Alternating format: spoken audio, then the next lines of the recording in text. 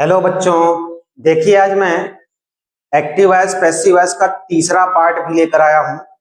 First part second part मैंने समझाया और मुझे उम्मीद है आप लोगों को अच्छे से समझ में भी आया होगा। अब तीसरा पार्ट देखिए। तीसरे पार्ट में मैं ये बताने जा रहा हूँ कि कुछ वर्ब ऐसे होते हैं जिनके वाक्य में आने के बाद बाई जो प्रीपोजिशन था वो नहीं लगाया जाता, उस प्रीपोजिशन के स्थान पर कुछ दूसरे प्रीपोजिशन का प्रयोग किया जाता है। चलिए देखते हैं। ऐसे चार प्रकार के वर्ब्स हैं जो लगभग 6 6 12 और 2 और 2 4, तो 16 वर्ड, ऐसे 16 वर्ब्स हैं जिनके आने पर बाई प्रीपोजिशन का प्रयोग न करके कुछ दूसरे प्रीपोजिशन का प्रयोग करते हैं। चलिए देखते हैं, समझते हैं। जैसे मैंने यहाँ पे पहले ही बताया, active and passive voice part 3। देखिए रूल, कुछ वर्ब्स ऐसे होते हैं जिनके पश्चात प्रीपोजिशन बाई के स्थान पर कुछ दूसरे प्रीपोजिशन का प्रयोग किया जाता है। नंबर 1 देखिए, ये छठो पहले में नंबर रूल में दिए गए हैं। सरप्राइज्ड, आस्टोनिश्ड, डिसअपॉइंटेड, डिसप्लीज्ड और अलार्म्ड। अब इन सब का अर्थ समझिए। सरप्राइज्ड माने आश्चर्यचकित होना, आस्टोनिश्ड ये भी आश्चर्यचकित होना, डिसअपॉइंटेड निराश होना, डिसप्लीज्ड दुखी होना और अलार्म्ड सचेत होना। अब ये सब वर्ड अगर आ रहे हैं वर्ब्स, तो लिखा है इन वर्ब्स के साथ बाई के स्थान पर एट प्रीपोजिशन का प्रयोग किया जाता है। देखिए अब यहाँ पे जैसे दिया है, इसको पैसिव वॉइस में बदलना है, इसे पैसिव वॉइस में बदलना है। अगर आपको देखिए, अगर आ जाए कभी एग्जाम में ऐसा, तो आपको देखना क्या है, आस्टोनिश्ड आ गया, जैसे सरप्राइज्ड आ गया, आस्टोनिश्ड, डिसअपॉइंटेड, डिस्प्लीज्ड और अलार्म्ड। ये रट के रहिए कि अगर ये वर्ड आ जाते हैं, जैसे यहाँ आ गए हैं, तो हमको अब पैसिव वॉइस में बाई का प्रयोग नहीं करना है। अब चलिए देखते हैं क्या करना है। आस्टोनिश्ड यानी पास्ट इंडिफिनिट दर्शा रहा है, क्योंकि ये सेकेंड फॉर्म है वर्ब का। अस यहां आएगा तो हो जाएगा वी। अब ये पास्ट इंडिफिनिट है, वी के साथ क्या लगाएंगे, वर, वी वर। अब उसके बाद आस्टोनिश्ड, आस्टोनिश्ड, वी वर, आस्टोनिश्ड। अब हम ये जो ऑब्जेक्ट है उधर जाएगा, सॉरी सब्जेक्ट जो है ऑब्जेक्ट बनेगा। अब जब ऑब्जेक्ट बनने जाएगा तो वहीं पे हम लगाते थे प्रीपोजिशन बाई, अब वहां पे लगाएंगे एट हिज सक्सेस। आप लोग इसे याद कर लीजिए बढ़िया सा पूरा। ये वर्ब 6 वर्ब के साथ, यानी सरप्राइज्ड, आस्टोनिश्ड, डिसअपॉइंटेड, डिस्प्लीज्ड और अलार्म्ड, याद कर लीजिए। ये वर्ड अगर आएंगे, ये वर्ब आएंगे तो बाई के स्थान पर एट का प्रयोग किया जाएगा। जैसे मैंने एक तो समझा दिया, वी वर, यहाँ था हिज सक्सेस आस्टोनिश्ड अस, अस इधर आ गया वी। उसके बाद टेंस है आस्टोनिश्ड यानी पास्ट इंडिफिनिट, पास्ट इंडिफिनिट में वाज वर लगता है तो वर लगाएंगे क्योंकि ये वी आया है, प्लूरल नंबर पीएनएस है, वी वर। उसके बाद आस्टोनिश्ड, थर्ड फॉर्म भी यही होगा। उसके बाद बाई के स्थान पर एट हिज सक्सेस। यहां से यहां तक क्या है, ये सब्जेक्ट है और आ गया यहां से यहां ऑब्जेक्ट बन गया। ठीक, अब चलते हैं दूसरा रूल देखने। दूसरे रूल में दो वर्ब हैं, दो वर्ब्स ऐसे हैं, लिखा है नोन तथा ऑब्लिज्ड। नोन माने जान पहचान, ऑब्लिज्ड यानी कृतज्ञता। तो नोन तथा ऑब्लिज्ड अगर वर्ब आते हैं तो इसके बाद बाई के स्थान पर टू का प्रयोग करते हैं। बाई के स्थान पर टू, किसके किसके साथ, नोन तथा ऑब्लिज्ड के साथ। ठीक है, चलिए हम एग्जांपल लिखे हैं। Everybody knows Gandhi ji. हर आदमी, हर लोग गांधी जी को जानते हैं। चलिए इसको बना के देखते हैं। यहाँ टेंस नोज लिखा है, यानी यस या यस जुड़ा हुआ है, इसका मतलब प्रेजेंट इंडिफिनिट है। गांधी जी को इधर ले लेंगे हम लोग, गांधी जी। अब ये प्रेजेंट इंडिफिनिट है तो इज लगा देंगे। नो का नोज है तो नोन हो जाएगा थर्ड फॉर्म। अब यहां लिख दे Gandhi is, Gandhi ji is known. अब क्या कहा था, बाई के स्थान पे टू का प्रयोग, तो to everybody.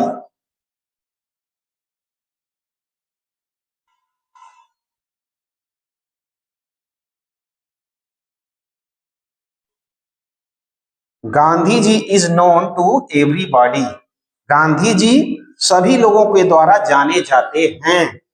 Everybody knows Gandhi ji, तो Gandhi ji is known to everybody. कैसे? गांधी जी बन गया ऑब्जेक्ट, सॉरी सब ऑब्जेक्ट सब्जेक्ट बन गया, एवरीबॉडी जो सब्जेक्ट था ऑब्जेक्ट बन गया, बीच में प्रीपोजिशन टू का प्रयोग और वर्ब का थर्ड फॉर्म। ठीक है, समझ में आ रहा है बढ़िया सा, कोई दिक्कत नहीं ना?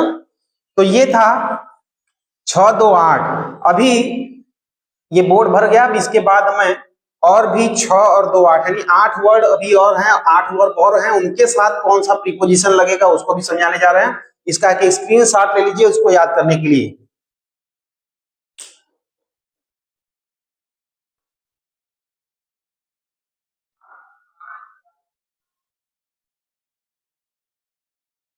देखिए, अभी 2 रूल जो हुआ उसके बाद 2 रूल और मैंने कहा था, 6, 6, 12 और 2, 2, 4, ये अलग अलग तरह के हैं। इसमें 4 प्रकार के बाई के स्थान पर प्रीपोजिशन लगते हैं। चलिए तीसरा नंबर देखिए, लिखा है pleased, satisfied, disgusted, charmed, throned और लाइन्ड।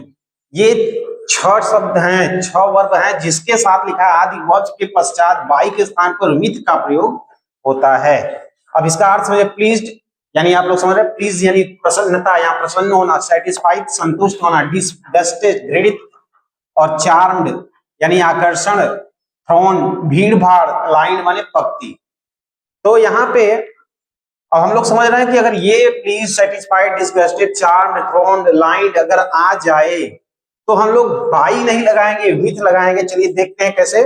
सेंटेंस दिया, my behaviour pleased him. Pleased ये देखिए खुश किया, मेरा व्यवहार उन्हें खुश कर दिया, मेरे व्यवहार से वो खुश हो गए। अब हम हिम को इधर ले आएंगे, ही, हिम का क्या हो जाएगा? ही। मैंने जो सबसे पहला एक्टिव पैसिव का पार्ट पढ़ाया है उसमें देखो ये दिया था कि ऑब्जेक्ट से सब्जेक्ट, सब्जेक्ट से ऑब्जेक्ट कैसे बदलता है। हिम का हो गया ही। अब यहाँ पे प्लीज्ड आया है, प्लीज्ड यानी ये पास्ट इंडिफिनिट है।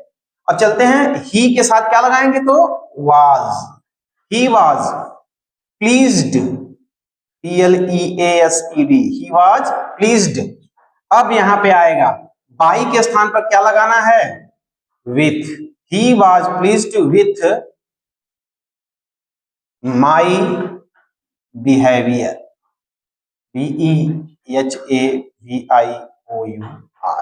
देखिए कैसे बना।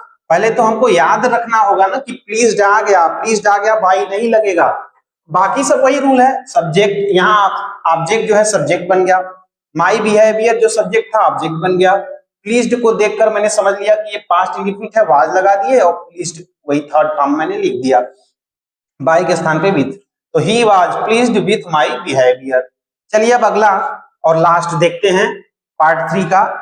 चौथे में दिया है कंटेंट अगर आ जाए या इंटरेस्टेड अगर आ जाए तो वर्ब के बाद वर्ब में बाई के स्थान पर इन का प्रयोग किया जाता है। यानी कंटेंट, कंटेंट माने सम्मिलित किया गया, इंटरेस्टेड यानी इंटरेस्ट, आनंद, वो इंटरेस्टिंग जिसको कहते हैं, इंटरेस्टिंग, बड़ा इंटरेस्टिंग, बड़ा आनंददायक है, वही इंटरेस्टेड है।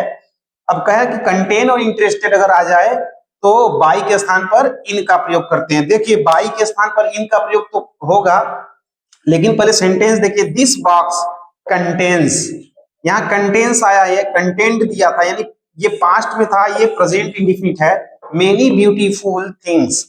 अब यहाँ पे प्रेजेंट इंडिफिनिट है, इसलिए हमको इज एम आर का प्रयोग करना होगा। पहले हम क्या करेंगे, ऑब्जेक्ट जो ब्यूटी, मेनी ब्यूटीफुल थिंग्स है, ये यहां से यहां तक ऑब्जेक्ट है, यहां ले आए, केवल थिंग्स नहीं ले आना है, बहुत सुंदर वस्तु, ढेर सारी सुंदर वस्तु, ये यहां से यहां तक ऑब्जेक्ट है, तो यहां से हम लेकर आएंगे इस पूरे को, मेनी ब्यूटीफुल थिंग्स। अब ये देख रहे हो थिंग्स यानी यस लगा है, यस या यस मतलब नाउन में अगर यस लग जाए तो क्या होगा, प्लूरल हो जाता है। अब यहाँ पे हम आर कर देंगे, ये PNS था, तो many beautiful things are, contents को कंटेंट बना देंगे, थर्ड फॉर्म। अब कंटेंट हो गया। अब ये जो दिस बॉक्स है ये सब्जेक्ट ऑब्जेक्ट बनने जा रहा है, तो बाई के स्थान पर इन लगा देंगे, दिस बॉक्स। ठीक, तो ये हो गया हमारा active voice passive voice part 3।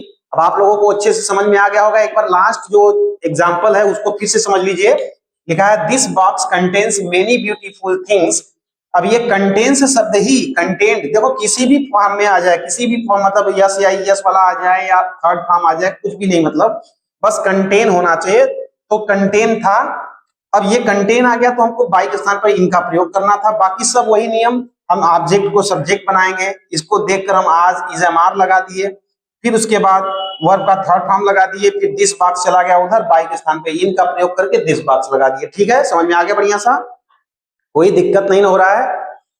चलिए एक बार इसका स्क्रीनशॉट ले लीजिए याद करने के लिए, इसका नोट बनाने के लिए, और उसके बाद ध्यान दीजिए वीडियो को लाइक जरूर किया करिए, कमेंट किया करिए कि आपको कैसा लगा।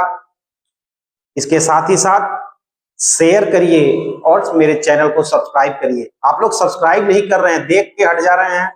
लाइक कीजिए, सब्सक्राइब कीजिए। धन्यवाद। एक बार वीडियो का इसका स्क्रीनशॉट ले लीजिए आप लोग।